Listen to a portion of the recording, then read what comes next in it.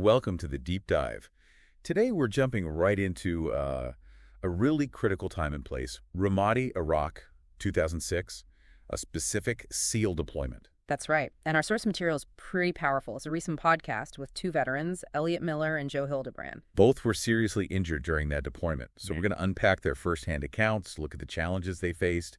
I mean, Ramadi was a major hot zone. Absolutely. We want to understand the lasting impact, give listeners a clear, unfiltered view of what happened, what modern combat really looks like on the ground. So we'll hear from Elliott Miller and Joe Hildebrand, tracing their paths, how they got into teams, BUDS, their deployments. And then really focus on that specific day, November 19th, 2006, the day everything changed for them. We also need to bring in the context, right? The handover from the previous SEAL team, Task Unit Bruiser. Exactly. The original podcast host talked about that, the sheer intensity of the fighting there. It's crucial background. Yeah, and we know our listeners are interested in these high-stakes situations, the reality of what people face in extreme circumstances. So this deep dive is really for them. It's going to be raw, no sugarcoating. We're drilling down on the core stuff. Yeah. Leadership under fire, the chaos, the unpredictability of combat. And just the incredible resilience, how people endure that. Okay, so let's set the scene. Ramadi, October 2006. Right. Task Unit Bruiser, they've just finished a really brutal tour. Heavy fighting, they took casualties. And they're handing over to SEAL Team 5, Elliott and Joe's team. Yep. And Team 5, they weren't going in blind. They'd seen the after-action reports from Bruiser. Reports that were pretty stark, apparently. Lots of detail about the fight. Unusually so, yeah. Okay. Very honest about the constant contact, the losses. And many of the Team 5 guys had actually attended funerals for Bruiser's fallen members. Wow. So the weight of that must have been immense even before they arrived. Definitely. Now, Bruiser, despite probably wanting to stay and finish the fight, they had to do the handover. Passing on all that critical knowledge, tactics, techniques. Everything, down to radio procedures, breaching methods, stuff learned the hard way. And then there was that warning. Yeah, that's a major point. Just before Bruiser left, their commander pulled the incoming leadership aside. And told them straight up. Told them flat out, you will take casualties. Apparently he really debated saying it. I can imagine. That's heavy. But he felt he had to. The sheer number of enemy fighters, the intensity, he hoped it would force them to focus their planning even more. Make them realize this wasn't just another rotation. A brutal dose of reality. Exactly. So Task Unit Bruiser leaves Ramadi October 21st, 2006. They head home. Back to the world of admin, demobilization. Right. But still keeping a close eye on how things were going for Team 5 back in Ramadi. You don't just switch off, No, absolutely not. And then the news came. Yeah, just a few weeks later, November 19th, word starts trickling back. An operation went sideways. Vague reports at first. Grenades, gunfire. Fragmented, confusing, talk of a massive IED, conflicting info about casualties, just deeply worrying for the guys back home. And the reality, once it became clear. It was bad. An Overwatch position got hit. A SEAL was wounded. Okay. Then, during the case-evac, the casualty evacuation, the Army vehicle trying to get him out hit a huge IED. Oh, man. The blast killed assisting Iraqi soldiers and very severely wounded two SEALs, Elliott Miller and Joe Hildebrand. Right at the heart of our story today. Exactly. So to really grasp this, we need to know more about Elliott and Joe themselves. Their backgrounds are key. Let's start with Elliott Miller. Grew up on a farm. Yeah, Southern Illinois, small farm, 3 to 4 kids. Loved the outdoors, hunting, shooting. And his grandfather was a big influence, you mentioned. A huge influence. His mom's dad, he was a Marine, fought on Tarawa, Saipan, real hard battles in WWII. Wow. And he owned a little shop in town, sold guns, other stuff. That connection, that legacy, it really pushed Elliott towards the Marines initially. Okay. And Joe Hildebrand. Different background. Yeah, small town Arkansas. Felt opportunities were maybe limited there. So the Navy was a way out, a different path. Pretty much. He had read books about the SEALs, was drawn to that challenge, that elite status. But he didn't go straight for BUDS. No, first enlistment was with the Navy Seabees, the construction guys. Got some good practical experience there. Interesting. So Elliott starts as a Marine, Joe as a Seabee. Yeah. How do they end up SEALs? Well, Elliott served in Marine Security Forces, but wasn't quite satisfied, He wanted more, so he transferred to the Navy. Specifically requested BDS. Yeah, BDS and Corpsman School. He wanted that medical training, too. And Joe? After his Seabee tour in Guam, he decided, right, now's the time. Let's go for the SEAL thing. And they both made it through BDS. It's notoriously tough. They did. Both graduated in 2002. A grueling process, physically, mentally, weeds out a lot of people. And incredibly, they end up not just graduating the same year, but in the same platoon at Team 5. Yeah, same BDS class, same platoon. Pretty remarkable. Sure. And their platoon had other guys who became known later, like Leif Babin and Raymond Mendoza, Ray. The guy who directed the movie Warfare. That's him. And because Elliott had that corpsman training... He became the platoon medic. Right, a vital role. And Joe, with his CB background, had some leadership experience. So he became the LPO leading petty officer. Eventually, yeah, for their first platoon. Kind of the senior enlisted guy running the day-to-day. Before Ramadi, though, Elliott had another pretty intense experience, didn't he? The submarine incident. Yeah, that was significant. While stationed in Guam, he got called out for an emergency. What happened? The USS San Francisco, a submarine, had hit an undersea mountain hard. There was a critically injured crewman, severe head trauma. Elliott was helicoptered out to the sub to treat him. Did everything he could. Performed a tracheotomy, stabilized him as best he could, but the injuries were just too severe. The crewman didn't make it. A really sobering experience about the limits of medicine, even with training. Absolutely. So after that first platoon, Elliott goes to sniper school. Yep. Adds another skill set. Precision shooting. And then deploys to Ramadi, fall of 2006, with Team 5, supporting the Army. Right. 1st Brigade, 1st Armored Division, providing sniper overwatch mostly. Yeah. And Joe was on that same deployment. Now, you mentioned the atmosphere before they went. It was heavy. Very heavy. They knew Ramadi was bad. Not just rumors, but those bruiser after-action reports. The ones that were unusually truthful. Yeah. Candid, sobering, no holding back.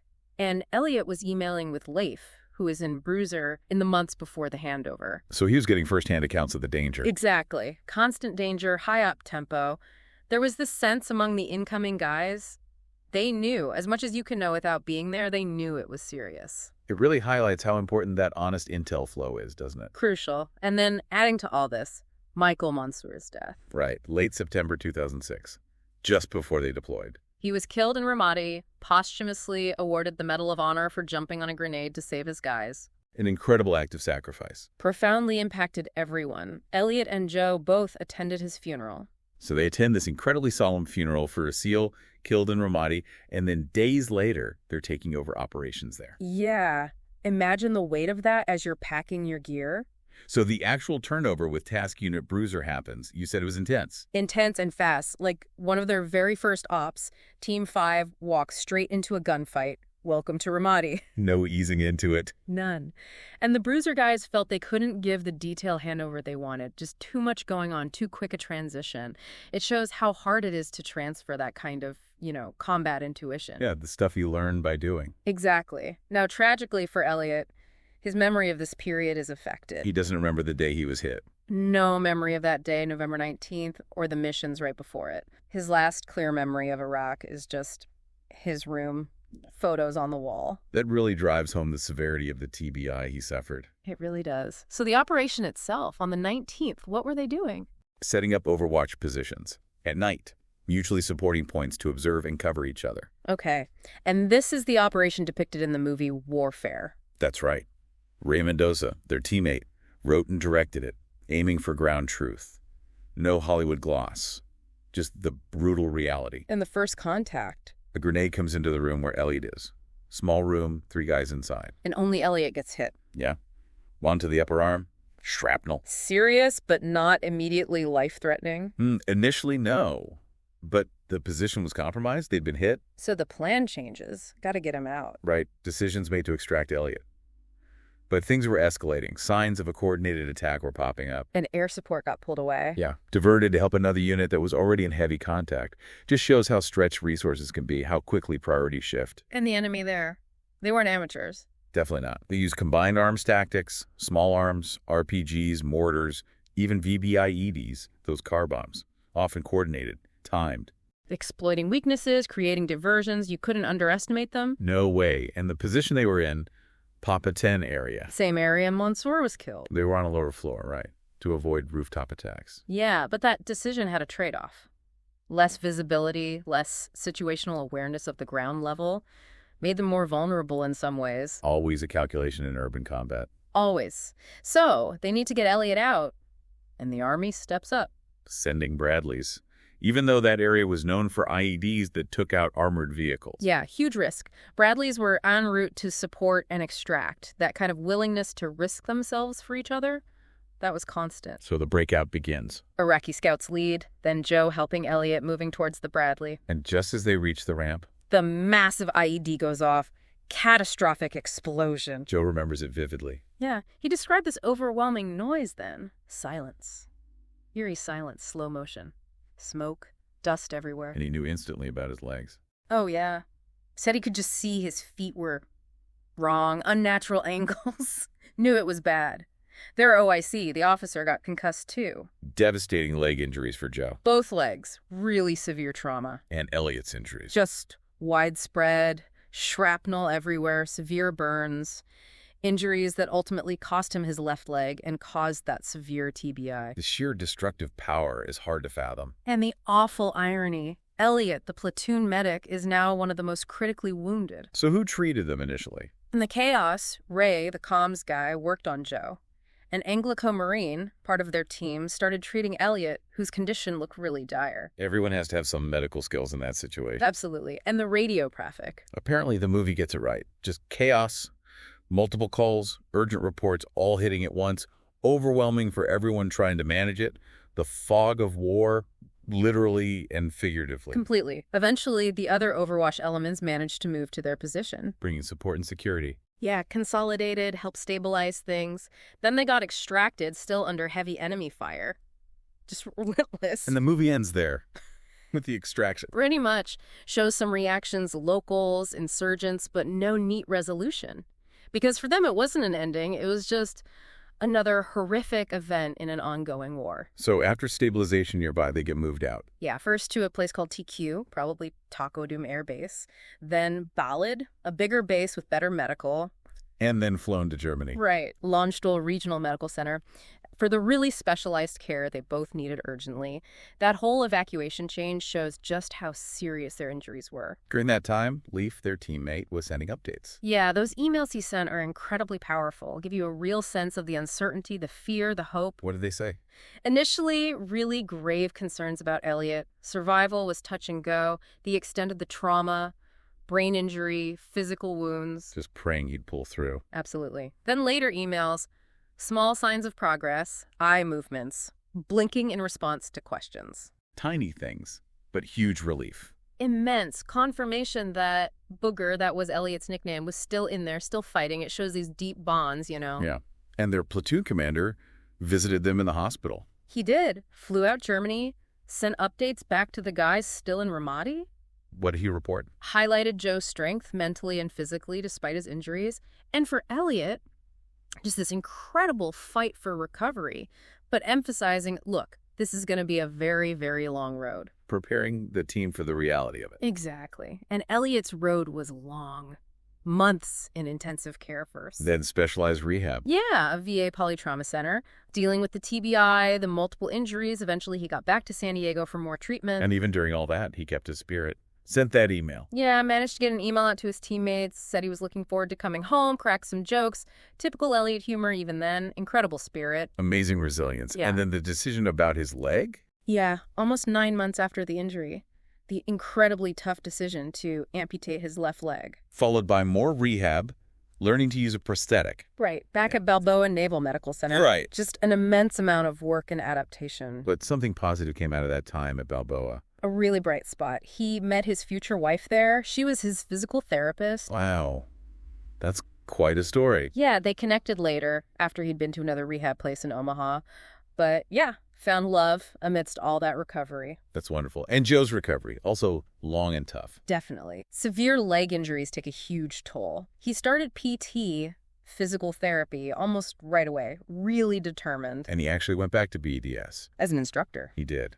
Which is amazing. He said it really helped his own recovery, pushing himself physically, having that purpose. Incredible. And then served as a platoon chief. Yeah, platoon chief at SEAL Team 1, passing on all that hard-won experience, later transitioned out, works as a trainer now, still involved with Spec Ops guys. Just phenomenal resilience from him, too. When they reflect on it now, Joe mentioned it's therapeutic to talk about. Yeah, he talked about processing it, the guilt, the baggage that comes with combat, trying to understand the decisions made then with the info they had then, not second-guessing with hindsight. That makes sense. It's part of healing. Definitely. And Elliott's reflections, equally powerful. He acknowledged the what-ifs. Yeah, the natural tendency to wonder, but ultimately he kind of accepted the randomness of it, the IED. And that incredible statement he made. Just floors you, saying he was almost glad it was him, not someone else, because he felt he could handle it, that he had the strength to endure it. That's profound selflessness. It really is. And he said the hardest part, being separated from his teammates while they were still fighting, that bond. Unbreakable. So even though he was forced off the battlefield. His attitude, his resilience, it became an inspiration. For his teammates then, and for guys coming through the teams later, his story resonates. So, wrapping this up. Yeah. What are the big takeaways from this deep dive into Elliott and Joe's experiences? Well, first, just the brutal reality of combat. Ramadi in '06 was incredibly violent. It underscores a critical need for teamwork, strong leadership. And just extraordinary resilience, right, to overcome injuries like that. Absolutely. Physical, mental, emotional resilience. Their stories really show the unpredictable nature of war and just how long and hard the recovery journey is. Yeah, it's not just the physical wounds healing. Not at all. It's a whole life adjustment. Some details really stick with you, too. Like that stark warning Bruiser gave Team 5. Yeah. Or Elliott's last memory being his room, the enemy's coordinated tactics. The bravery of the Army guys coming in with the Bradleys despite the IED threat. Totally. And those early emails from Leaf about Elliott's condition.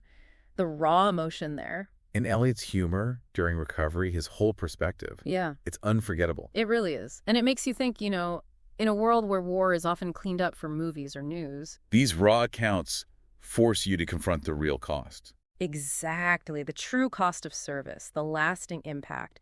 It begs the question, how do people find that strength? Not just to survive that kind of trauma, but to rebuild, even inspire others. What does it teach us about leadership, resilience, the human spirit, really? Deep questions. There are no easy answers, but their stories give us a lot to consider. For listeners wanting to explore more. Definitely check out the movie Warfare that Ray Mendoza made. Tries to capture that ground truth. And Joe Hildebrand has a memoir coming out. Yeah, keep an eye out for that. Should be a deeper dive into his personal journey. It's worth reflecting on these themes, resilience, brotherhood, recovery, in our own context, too. Well, thank you for joining us on this deep dive. Elliott and Joe's experiences offer such profound insights. They really do. Their courage, their fortitude. It's a powerful reminder of what people can endure and overcome. Thanks for listening.